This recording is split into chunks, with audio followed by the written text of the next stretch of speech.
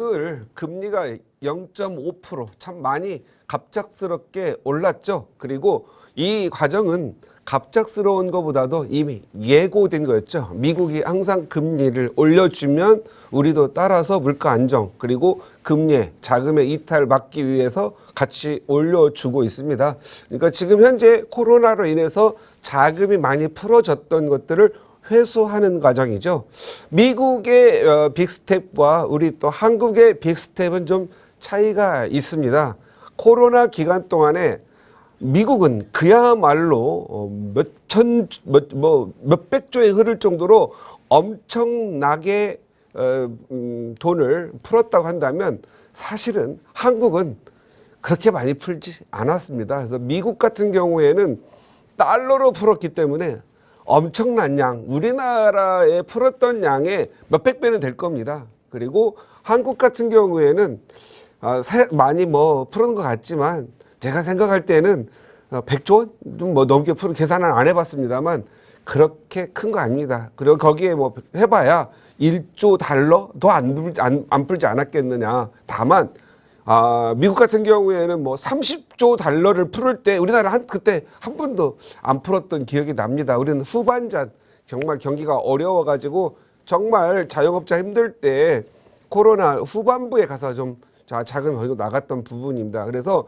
저희는 이렇게 미국과 같이 비슷하게 간다면은 재정을 많이 풀었던 부분이 많지 않기 때문에 어느 정도 돈이 들어온다라고 생각을 합니다. 오늘은 그 금리가 또 올라서 마음이 좀 굉장히 힘들 텐데 이 금리로 기준 금리로 보는 부동산 시장의 흐름을 한번 필요가 있을 것 같아서 좀 한번 다뤄볼까 합니다. 제목은 부동산 침체가 금리 인상이 침체를 금리 인상이 주도한다라는 제목입니다. 이 침체 기자죠. 침체기. 부동산 침체기 금리 인상이 주도한다. 몇 년 더 갈까? 저는 그렇게 오래 갈 것 같지 않다. 그래서 저는 1, 2년 이내로 봅니다.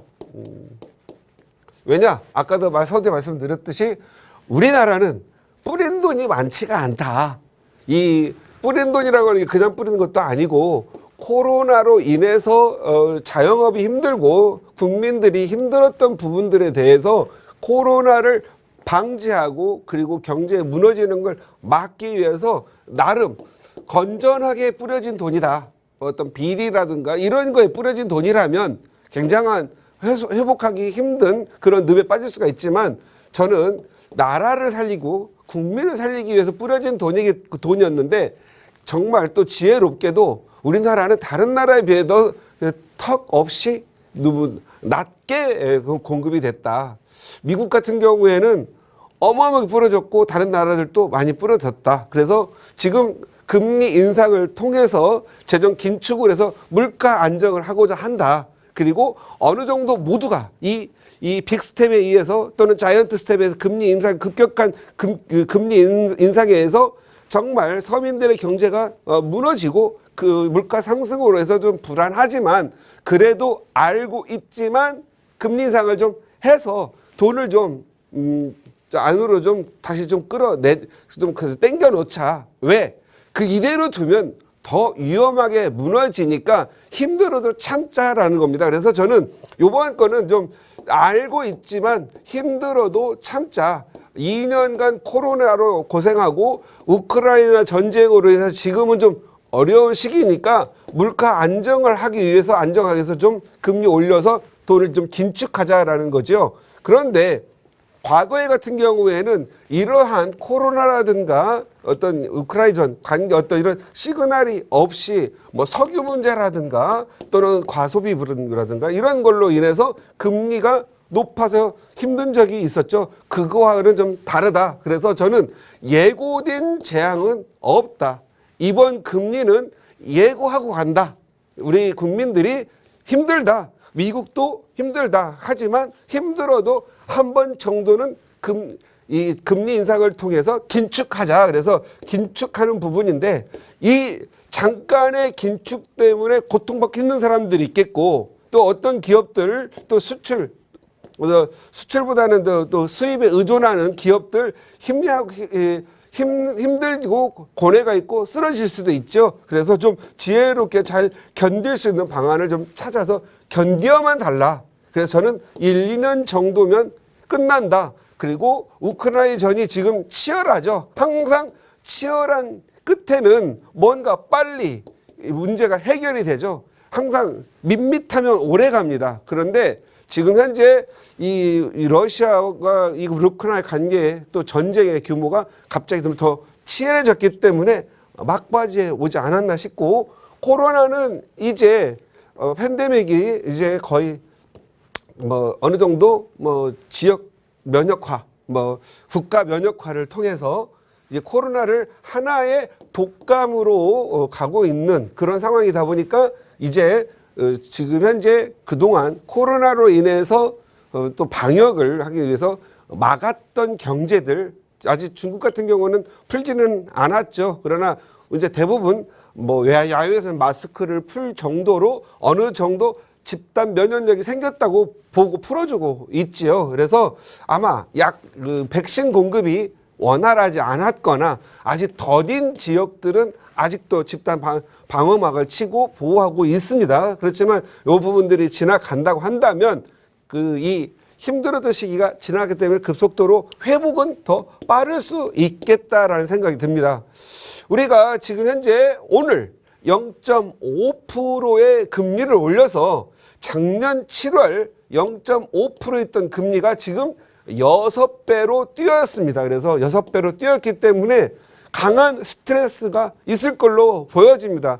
특히 요즘 젊은 층, 뭐 영끌족이라든가 뭐 나름대로 그 대출에 대한 과거 경험이 없이 많이 대출을 받아서 투자를 하셨던 분들이 많이 20대에 있다고 하는데, 아마 제가 봤을 때는 과거 우리 지금 현재 한 40대 이상 분들 어느 정도 대출 금리를 과거에 단단했던 부분들이 단단히 경험된 게 있기 때문에 대출 무서운 거 알고 그렇게 막 크게 일을 저지지는 않았을 걸로 보여집니다. 다만 저금리 시대에서 사회생활을 하면서 신용대출과 이런 것들을 사용하셨던 분들이 지금 상당히 폭탄이 되고 뭐 사회적 문제가 된다고 말씀과 우려들을 하고 있겠지만, 우리나라는 다른 나라에 비해서 대출을 호랭이처럼 무서워하는 나라였습니다. 그래서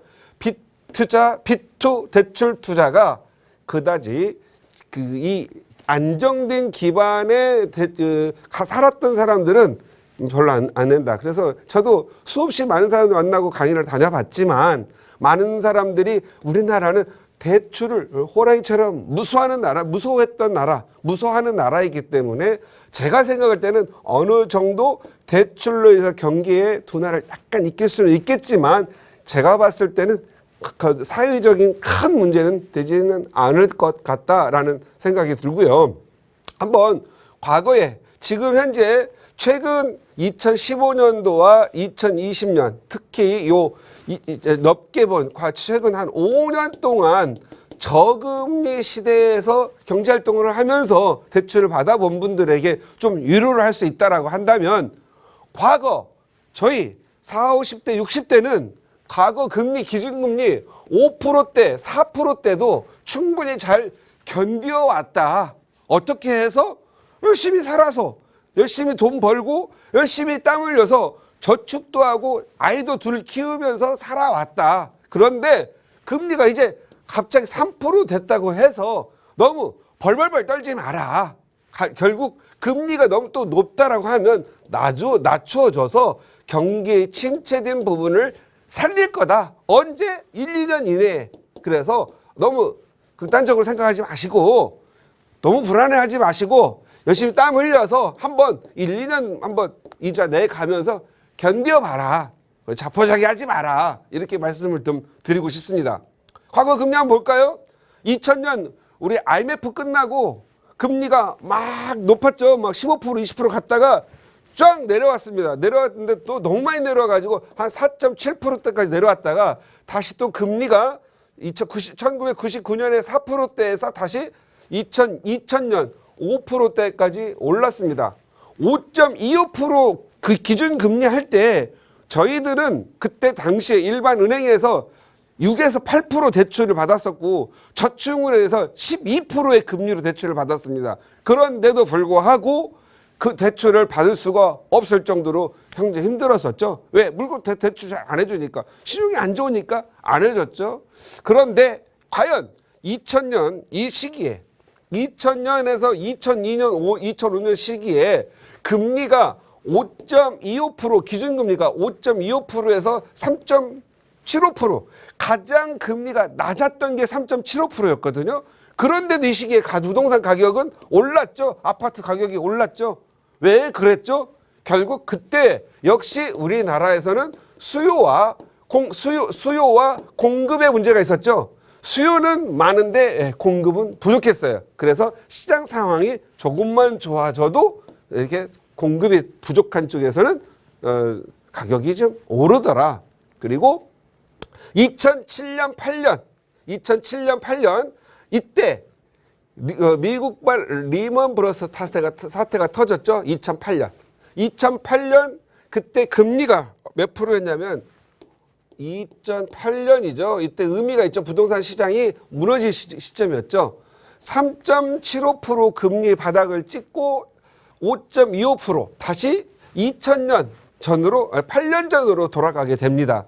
이때 당시에 부동산 가격은 2007년 어떤 동네는 2006년 2008년 사이에 정점을 찍고 가격이 내리죠. 그리고 2013년까지 내립니다. 2013년 이때 12년에서 2014년에 바닥을 다지게 한 시기였죠. 이때 당시에 부동산 가격이 많이 내리고 하우스 오브가 많이 나왔습니다. 그러나 금리는 또 어떻게 됐느냐? 오히려 금리가 5.25%에서 2.5% 그리고 이 금리가 계속 내립니다.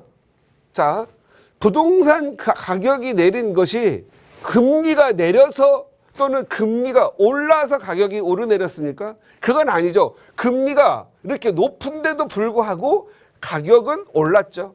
그리고 금리가 내리는데도 불구하고 부동산 가격은 내렸죠. 이것은 심리 싸움이었던 부분이죠. 심리. 왜? 이 모기지론 그리고 또 너무 많은 모기지 은행 리먼 브러스 터지면서 거품이 너무 많이 낀 거 아니냐. 사실 제가 봐도 그때 당시에 버블 세븐 지역 같은 경우 가격이 너무 많이 올랐죠. 그런데 2013년 바닥을 찍으면서 금리가 좀 더 내려갑니다. 아주 저금리 시대까지 내려가죠. 몇 프로까지 내려갔냐면 0.5%까지 내려갔어요. 이때 당시에 사람들이 은행에 돈 놔주면 내가 돈을 벌어서 은행에다가 저축을 해내면 더 손해를 난다는 의식이 있었죠. 그래서 나는 어떻게 해야 될 거냐? 그러다 보니까 부동산 쪽으로 돈이 흘러가게 되고 또 주식 쪽으로 흘러가게 되고 또 전자화폐 쪽으로 흘러가게 되죠. 그러면 돈이 다 부동산으로 맞느냐? 아니라는 거죠. 은행으로도 가 있을 거고 또 달러로 가 있었을 거고 금으로도 가 있을 거고 전자화폐 또 유가증권인 주식 이런 쪽으로 많이 갔던 거죠. 여기에서 무너질 때 이 금리가 낮아지니까 다 돈이 은행에 있던 돈들이 많이 바깥으로 나갔죠. 그래서 부동산과 주식, 전자화폐, 코인이라고 하는 거죠. 코인, 이런 쪽으로 나갔던 거죠. 그런데 금리가 너무 낮게 있으면서 코로나가 온 거죠. 코로나가 2020년에서 2021, 22, 19년 말 2022년 2월에서부터 오기 시작합니다. 경기가 활성화가 되지 않습니다. 그리고 코로나로 인해서 방역 조치한다고 전부 거의 전 국민이 아이솔레이션 이게 돼버렸죠. 그리고 해외 오고 가는 거 비행기도 끊어지고 그러니까 서로가 국가들이 서로 고립이 되었죠. 그런데다가 또 올해 들어서면서 우크라이나 전쟁이 뻥 터진 겁니다. 그러니까 심리적으로 어때요? 호황기에서는 그래도 쓰고 투자하고 하던 부분들이 갑자기 주눅이 들은 거죠. 주눅이 들으니까 소비는 줄어들면서 이때 당시 코로나 때 풀었던 돈도 너무 많이 나가 있으니까 경기가 이거 잘못하다 물가 못 잡는 거 아니야? 각국 정부들이 불안해한 거예요. 그래서 돈을 땡기기 시작합니다. 그러니까 내가 돈을 받아서 투자했던 사람들이 돈을 팔아서 하려고 하니 위축된 경계 중에서 심리가 항상 그렇죠. 심리가 한번 안 좋아지면 강하게 안 좋아하는 신쪽으로 쏠리게 되죠. 그러다 보니 전자표도 무너지고 주식도 무너지고 또 부동산도 지금 침체기에 들어서 있는 부분이 있죠. 그런데 우리는 부동산 시간이니까 부동산만 봐야 되겠죠. 자, 금리가 이렇게 내려왔다가 다시 이렇게 내려가지고 올라갔습니다. 올라갔는데 몇 프로 됐죠? 현재 3%가 됐습니다. 제가 봤을 때는 금리가 좀 더 오를 수도 있고 안 오를 수도 있지만 올라봐야 이제 0.5% 내에서 오를 걸로 끝나집니다. 0.5%. 그러면 3.5% 이내겠죠. 3.5% 이내 하더라도 과거에 우리가 경험했던 5.25%, 2.25%와는 2% 이상 차이가 나죠. 그렇다면 과거에 5%의 4%, 5% 시대에 기준금리 살았던 사람들은 또 한 번 왔구나 정도로 생각할 수가 있는데 문제는 지금 여기 0.5%에서 2020년 요 5년 사이에 저금리 1% 이하대에서 고민했던 사람들 입장에서는 금리가 3배나 올랐구나라는 그런 생각을 하게 됩니다. 그래서 내가 내야 될 현실적인 이자가 2배 이상 내는 거 아니야? 이런 두려움 속에 있는 거지요. 당연히 두렵습니다. 내가 벌어들인 소득은 일정한데 이자가 더 늘어나면 내가 쓸 돈이 줄어들고 힘들죠. 당연히 힘들 겁니다. 다만 여기에서 견뎌야 될 게 여러분이 투자를 한 게 가격이 많이 올라있다면 문제가 안 되는데 가격이 떨어져 있거나 아예 바닥이 나서 깡통이 됐을 경우가 문제죠. 이런 사람들은 심각하니까 결국은 손절매 아닌 손절매가 된 거죠. 이럴 땐 어떻게 해야 되죠? 열심히 돈을 모아서 저축을 해서 갚아야 되겠죠. 그런데 갚으려고 하니까 안 돼요. 이럴 때는 어떻게 해요? 너무 자기가 1번 자기가 갚을 수 있는 능력이 된다고 한다면 부담을 줄이고 상환을 하고 또 대출을 받아서 더 많이 오를 수 있는 쪽으로 투자를 해서 가는 것도 좋겠죠. 그런데 두 번째, 나는 내가 갖고 있는 소득과 벌 수 있는 능력이 한계에 도달했어요. 그러면 일부 정부의 도움을 받아야 되겠죠. 정부의 여기에서 혼자 판단하지 마시고 적어도 이쪽에 전문가들이신 법무사님, 변호사님들을 만나면 돈 많이 들어가잖아요. 법무사님들과 상의를 하시고 그리고 두 번째 은행과 상의하시고 또 세 번째 주변에 이 어려웠던 시기를 겪었던 지인들 또는 전문가들과 상의하셔가지고 좋은 솔루션, 해결책을 찾아야 됩니다.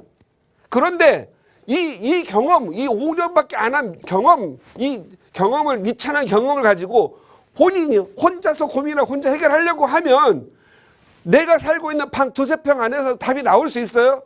무조건 무한 루피. 생각은 고민은요, 혼자 하면은요, 무한 루핑을 돌아가지고 극단적 고민까지 하게 됩니다. 그러지 마세요. 우리 아직까지 주변에 이웃이 따뜻합니다. 그리고 어려운 사람들, 정말 생각만 맑으면 도와주려고 하는 사람들이 너무 많아요. 그래서 요 5년간의 실수가 있었다고 해서 빚에 계속 대물림 하든 힘들어하지 마시고 정말 1번은 문제가 안 돼. 능력이 있으니까. 2번 정말 힘드신 분들은 경험이 있으신 분들 적어도 법무사 3분 그렇지 않으면 은행 담당자에 대한 상담을 하셔가지고 해결하는 안 그리고 이걸 해결했던 지인 저희 같은 전문가들 한번 만나서 해결을 해보셔야 됩니다. 이렇게 어려운 시기에는 alone, 혼자서 고민하면 고민이 커집니다. 하지만 함께 고민을 하면 이 사회가 아직도 나에게는 따뜻하구나. 정말 쌍막한 사회인 줄 알았더니 아직도 따뜻한 사회구나는 걸 느낄 것입니다. 그래서 같이 해서 따뜻한 고민을 함께 하시기 바랍니다. 그래서 좋은 방향을 풀 수 있는 게 너무 많고요. 저 차 대표, 저 자신도 40살의 나이, 2004년, 2005년 사이에 정말 이 부동산 투자하는 게 아니고 벤처 알죠? IT 한답시고 정말 나름대로 회사 차려놓고 직원 한 3, 40명 데리고 하다가 절망 속에 빠진 적이 있었어요. 그때 누가 나를 도와줬느냐? 이 사회가 나를 도와줬다는 거죠. 이 사회에서 만난 선배들, 같이 일했던 분들한테 고민을 털어놓으니까 너는 이게 아닌데, 너가 열심히 했는데 뭐 하면서 같이 도와주더라는 거예요. 그래서 정말 제가 이 부동산만 아니면 할 얘기 많고 어려운 사람 진짜 좋은 방향 갈 수 있는 게 너무 많은데 오늘은 부동산이니까 이 정도 말씀드리겠고요. 자, 부동산 지금 현재 이렇게 이자가 움직일 때 부동산은 이자 기준리와 관계없이 간 적도 많았다. 다만 중요한 건 꼭 사더라도 내가 떨어지고 아무도 안 사고 그리고 영원히 버려질 부동산 산 사람들이 문제지. 한마디 말씀드릴게요. 서울은 문제가 없더라. 왜? 갖고 있으면 되니까. 서울은 갖고 있으면 돼요. 한 2년, 1년 갖고 있으면 됩니다.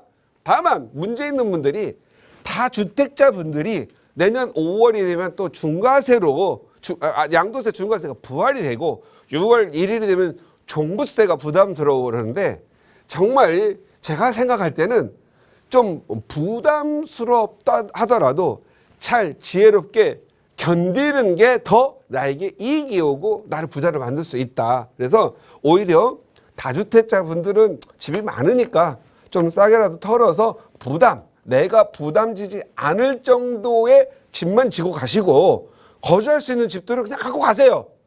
서울에 이런데 대한민국 이런 이 서울 전 세계 어디가 이만한 데 살기 좋은 데 없잖아요. 그냥 거주하려고 하세요. 팔려고 하지 마세요. 걱정하지 마세요. 또 3, 4년 지나면 내 집만큼은 오릅니다. 그리고 무주택자, 내 집이 없고 그리고 집에 살더라도 너무 낡은 집, 너무 살고 싶지 않은 집 사시는 분들은 이번 기회에 내 집 마련할 수 있는 기회가 온다라고 믿으시고 조금만 긍정적으로 보시고 주변에 따뜻한 정을 함께 나누는 그러한 과정이 되는 시간이 됐으면 좋겠습니다.